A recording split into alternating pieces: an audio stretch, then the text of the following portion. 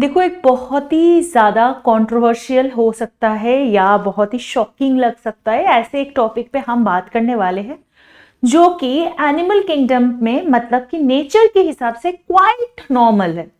तो इस वीडियो को लास्ट तक देखने के लिए मैं जरूर बताऊंगी, लेकिन इसको लाइक भी कर देना क्योंकि इस वीडियो से आपको बहुत सारी चीज पता चलेगी। ऊपर से कुछ ऐसे चीजों के बारे में भी पता चलेगी जिसके बारे में अभी आपने कभी सोचा भी नहीं था, लेकिन उसके साथ ये वीडियो आपको बहुत हेल्प करने वाला है आपके अपकमिंग प्रीलिम्स एग्जामिनेशन और मेंस की प्रिपरेशंस के लिए।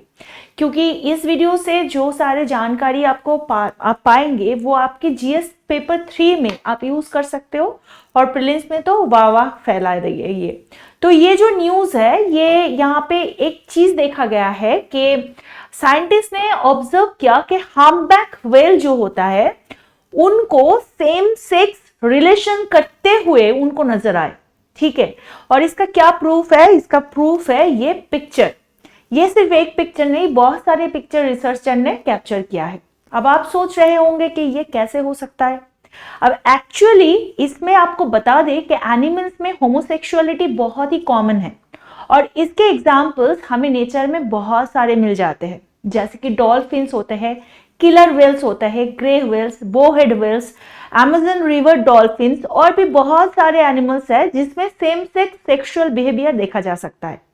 लेकिन यहाँ पे आपको एक चीज जरूर बता देंगे कि ये जो सिचुएशन है इसको कुछ अलग तरीके से आपको देखने की नजरिया नहीं होनी चाहिए, क्योंकि होमोसेक्सुअलिटी जैसे मैंने बताया कि एनिमल किंगडम में एक बहुत ही फैसिनेटिंग और कॉम्प्लेक्स टॉपिक है जो हमारी सोसाइटी और कल्चर के साथ भी जुड़ा है। मतलब इंसानों में भी अगर होमोसेक्सुअलिटी वाले चीज आते हैं तो हमारी कान आंखें चौकन्ना हो जाते हैं, भाई क्या ना क्या होने वाला है। तो इसलिए आपको पहले ही बता देते हैं कि इसको रेस्पेक्ट और ओपन माइंडनेस से देखने की चाहिए, एज एन एस्पिरेंट देखना चाहिए और कुछ इंपॉर्टेंट चीज यहाँ से आपको जो जो इंपॉर्टेंट लगता है आपकी जानकारी के लिए उसको आपके दिमाग में स्टोर करना है और किसी भी एनिमल या इंसान को जज नहीं करना चाहिए, क्योंकि नेचर में बहुत सारे डाइवर्सिटी होता है और ये डाइवर्सिटी ही हमें स्पेशल बनाते हैं।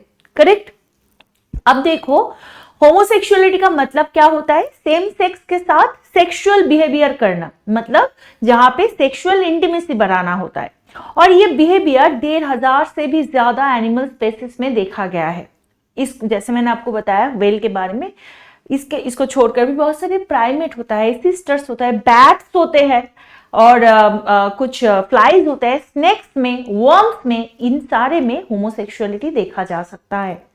अब देखो, क्वेश्चन ये आता है कि ये क्यों हो सकता है? क्योंकि एनिमल का जो जेनेटिक या बायोलॉजिकल सिचुएशन है उसमें क्या ये कोई प्रॉब्लम है?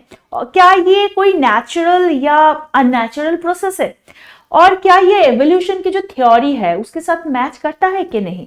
तो इन सारे क्वेश्चन की जवाब हमें अगर ढूंढना होगा तो हम सबसे पहले बात करते हैं चार्ल्स डार्विन के बारे में, जिन्होंने अपनी थ्योरी में एवोल्यूशन ऑफ द वर्ल्ड या एवोल्यूशन थ्योरी ऑफ एवोल्यूशन में उन्होंने क्लियरली बताया था कि हर ऑर्गेनिज्म, उसका गोल क्या होता है? रिप्रोडक्शन करना, यानी कि अपने जीन्स को नेक्स्ट जेनरेशन तक पहुंचाना। तो इसके लिए ऑर्गेनिजम्स को ऑपोजिट सेक्स के साथ मेटिंग करनी पड़ती है ताकि उनके जो the whole process of the sexual behaviour जहां से नए जिंदगी बन सके। लेकिन जब सेम सेक्स सेक्सुअल बिहेवियर के बारे में बात होता है तो ऐसा नहीं होता, क्योंकि ये रिप्रोडक्टिव पर्पस के लिए तो सर्व नहीं होता, तो बल्कि रिसोर्सेस और टाइम भी वेस्ट करता है। तो फिर ये बिहेवियर क्या एवोल्यूशन में मैटर करता है? ये एवोल्यूशन के साथ कैसे सर्वाइव करेगा जबकि इसका कोई बेनिफिट वैसे नहीं दिख रहा है? तो इसका एक पॉसिबल एक्सप्लेनेशन होता है indiscriminate mating hypothesis. You can see in this picture that two lions they are in a close relations, है ना? तो ये क्या होता है कि वो यानी कि कोई भी डिस्क्रिमिनेशन को छोड़कर, मतलब जहां पे एक स्पेसिस होता है जो वो सेम सेक्स या समलैंगिक जो प्रोसेस होता है उसमें वो इन्वॉल्व होते हैं और ये डिस्क्रिमिनेशन नहीं करता, यानी कि वो किसी भी मतलब वो लड़का अगर हो तो लड़के हो सकता है, लड़की अगर हो तो लड़की हो सकता है, उनके साथ मेट कर लेते हैं।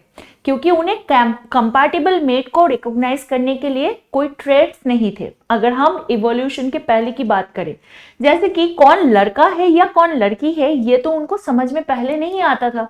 जैसे कि साइज नहीं था, कोई स्पेशल शेप, क्या कलर, क्या ऑर्डर होगा, ये उनको पता नहीं चलता था। तो इससे उनकी मेटिंग अपॉर्चुनिटीज मिस नहीं होते थे और उनका रिप्रोडक्टिव सक्सेस बढ़ जाता था। अब ये जो हाइपोथेसिस है, इसके according same sex sexual behaviour का एक साइड इफेक्ट है इनडिस्क्रिमिनेट मेटिंग का, जो कि अब भी कुछ एनिमल्स में रह गया है, क्योंकि इससे उन्हें कोई मेजर डिसएडवांटेज तो नहीं मिलता। इसके अलावा सेम सेक्स सेक्सुअल बिहेवियर का और कोई बेनिफिट्स भी मिल सकता है। क्या होता है वो बेनिफिट्स? जैसे कि लर्निंग और प्रैक्टिसिंग रिप्रोडक्टिव एक्ट, फिर एस्टैब्लिश करना और रीएनफोर्सिंग करना डोमिनेंस इन द रिलेशनशिप, फिर सोशल अलायंस को फॉर्मिंग करना और सोशल टेंशन को रिड्यूस करना। मतलब दो मैक्सिमम ये एनिमल्स में क्या देखा जाता है कि वो फाइट करते हैं, तो उस फाइट को कम करना भी इंपॉर्टेंट है। अब होमोसेक्सुअलिटी के मतलब ये होता है कि उनके मतलब दो एंटिटी वो एक दूसरे के साथ सेक्सुअली कोई बिहेवियर में वो आ रहे हैं, but not for the reproduction.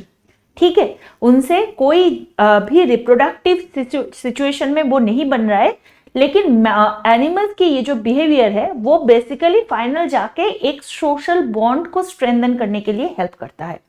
अब देखो, साइंटिस्ट को होमोसेक्सुअलिटी को डिफाइन और मेजर करने में काफी डिफिकल्टी होती है।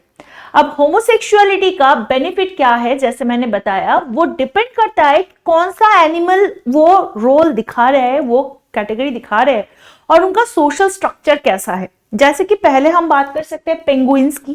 पेंगुइन्स या एल्बाट्रोस और फ्लेमिंगोस जो होते हैं, वो सेम सेक्स कपल अपने एग्स को इंक्यूबेट और रेज करते में हेल्प करता है।